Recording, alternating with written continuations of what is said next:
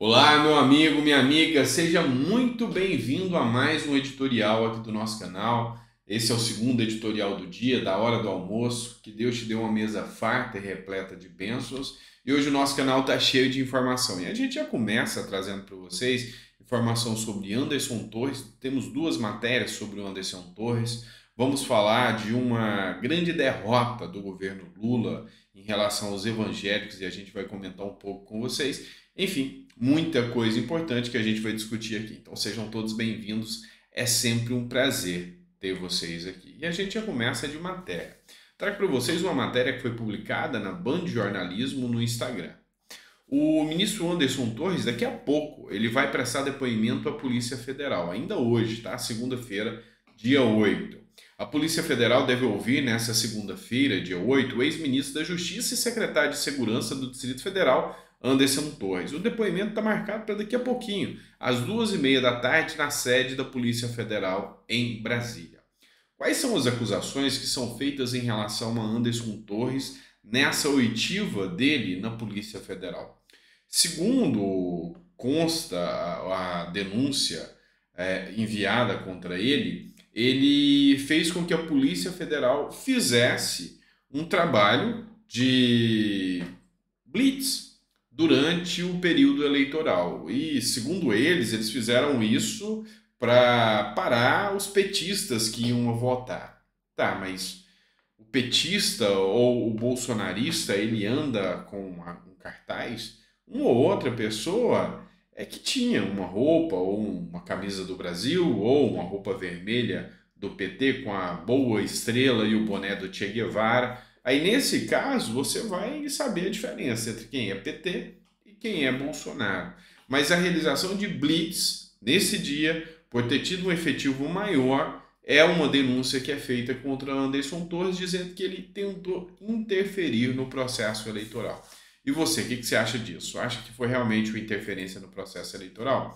A gente sabe que as narrativas vão ser utilizadas e muitas para tentar achar qualquer reflexo aqui que possa trazer a manutenção de Anderson Torres na prisão, mas a busca não é Anderson Torres. Vocês sabem muito bem que a busca é Bolsonaro, é uma declaração já que foi feita pelo TSE, pelo STF, pelo governo federal Lula contra o ex-presidente Jair Messias Bolsonaro. Vivemos tempos difíceis na política, onde outrora isso era considerado crime, hoje é considerado o novo normal, né? Pelo menos para quem é de esquerda, né? Porque se fosse Bolsonaro perseguindo seus opositores, como o governo Lula faz e como o judiciário vem fazendo, com certeza a coisa é um tanto quanto diferente.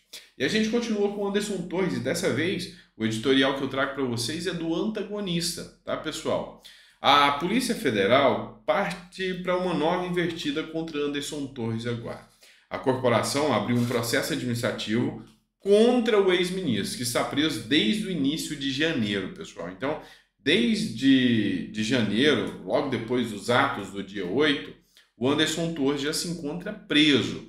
E agora, mais uma investida contra ele. E, por coincidência, logo depois da ida dos senadores ao lugar onde ele está preso, né, lá dentro do batalhão da Polícia Militar, e agora a invertida é perda de salário. A Polícia Federal abriu um processo administrativo que deverá resultar no corte de salário que o ex-ministro da Justiça Anderson Torres ainda recebe. Foi uma informação trazida pelo Globo, reverberada aqui pelo antagonista.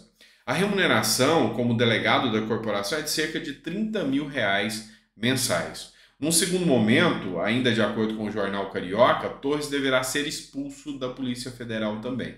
O ministro Alexandre de Moraes do Supremo Tribunal Federal manteve, na sexta-feira agora, a prisão de Torres no batalhão da Polícia Militar, onde ele está desde o início de janeiro. O que eu posso dizer para vocês sobre essa questão da prisão do Anderson Torres e principalmente sobre essa questão absurda que é a perda dele agora? Dentro do direito brasileiro, nós temos algo que se diz o devido processo legal, ou seja, uma pessoa não pode ser considerada culpada até o trânsito final do processo. Está lá, é o princípio da presunção de inocência. E a pessoa ser mantida presa por questões políticas e não jurídicas, porque juridicamente falando, é concursado, fugir não vai, tem domicílio próprio, tem profissão, não tem condenações, não tem nada que desabone a liberdade de Anderson Torres, que seja com a tornozeleira, que seja, mas não tem nada que desabone. Você vê no Brasil casos em que pessoas confessas, réus confessos, vão, se apresentam e são liberados no outro dia. No caso de Anderson Torres, todo mundo sabe que a conotação é política.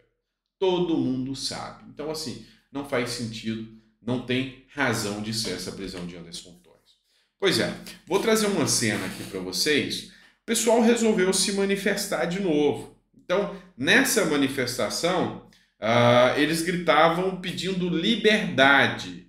E nessa manifestação, poderia ter sido de frente ao quartel. A guarda presidencial chegou, desceu a borracha em todo mundo e levou um monte de pessoas presas. Pode parecer que eu estou falando dos fatos de manifestações contra o governo Lula aqui no Brasil, mas não é não. Isso aqui é de um dos amigos e grandes aliados de Lula lá em Cuba. Protestos em Cuba terminam em confronto e prisões. Vídeos divulgados por grupos de direitos humanos mostram forças de segurança do país atacando e prendendo manifestantes que gritavam palavras de ordem. O que eles gritavam? Liberdade. Então, pense um pouco mais, que amanhã pode ser você. Ou já hoje, né? Para hoje, alguns já têm essa realidade aqui no Brasil. A cidade cubana de Caimaneira, no leste da ilha, foi palco de protestos que terminaram em confronto com agentes do regime na noite de sábado. Eu acho que até a partir de agora a gente pode parar de falar governo e começar a chamar regime Lula, né? Porque a semelhança é grande demais, né? E ainda, segundo Lula, Cuba é o país que mais se desenvolveu aqui na América, né?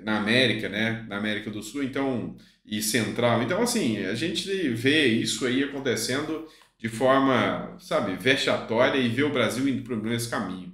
Vídeos divulgados por grupos de direitos humanos, e aqui foram direitos humanos mesmo, e dissidentes do regime, mostram agentes da Força de Segurança do Brasil atacando e prendendo manifestantes que gritavam palavras de ordem a favor da liberdade.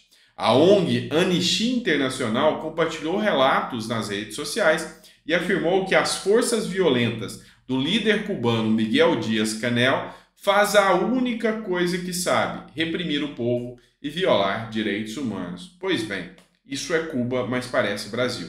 Pedimos às autoridades que respeitem e garantam o direito de protesto. Será que aqui no Brasil nós temos ainda livre o direito de protesto? Será que nós temos hoje a liberdade de protestar contra o regime? Será que nós temos hoje essa manifestação de liberdade? Tenho certeza que não.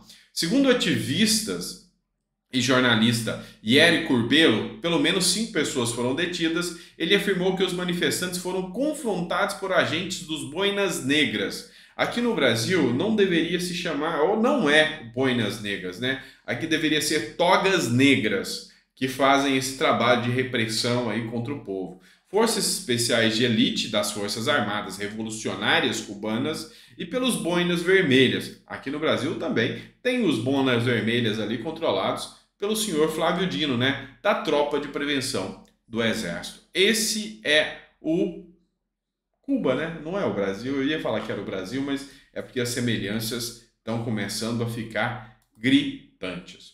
Bora aqui na última pauta aqui, mas não menos importante. O deputado federal Rodrigo Valadares fez uma postagem onde ele chama Lula de verdadeiro satanás. Lula não dá sinais de aproximação com evangélicos e tem rejeição puxada pelo segmento. Essa matéria aqui foi publicada no Estadão, né? Que Lula não dá sinais de aproximação com os evangélicos, tem uma rejeição muito grande. Lembrando que evangélicos são 70% da população brasileira, os cristãos como um todo. Então Lula não apresenta qualquer tipo de aproximação, seja com católicos e evangélicos também, tá? Os católicos também têm uma grande rejeição em relação ao governo Lula. O Hélio Lopes, ou mais conhecido como Hélio Negão, que também é deputado federal, também fez uma postagem em suas redes sociais e escreveu: Governo do povo, qual a sua opinião? E eu queria que você deixasse realmente sua opinião. Ele trouxe aqui uma matéria do Globo dizendo: o governo deixa evangélicos de fora do conselhão. Ou seja, tem um conselho de administração que foi convocado por Lula, onde ele colocou representantes de algumas religiões, inclusive de matrizes africanas. Ele colocou influenciadores, Felipe Neto, ele colocou o padre Júlio Lancelotti, mas os evangélicos ficaram de fora desse conselhão. E a única liderança religiosa entre os integrantes do colegiado é o padre Júlio Lancelotti, da Pastoral Povo da Rua, um militante de esquerda, e vocês sabem disso. Então, assim, teve uma revolta muito grande por parte dos evangélicos e, com toda certeza, há ainda uma grande força evangélica no Brasil que é contrária ao governo Lula. E isso aí, quando a gente perde uma base gigantesca, quando a gente caça a briga com uma base gigantesca, como é a base evangélica, a gente sabe que o resultado disso não demora muito, é o impeachment, né? Assim esperamos, não é isso? Pois bem, pessoal, muito obrigado por ter ficado até o final do vídeo. É sempre um prazer poder estar aqui com você, discutindo as nossas pautas, falando um pouco mais sobre política e entendendo o que está acontecendo no nosso Brasil, tá certo? Grande abraço, fica com Deus e até o próximo vídeo. E coloca nos comentários aqui o que você acha que a gente poderia deixar mais dinâmico no conteúdo.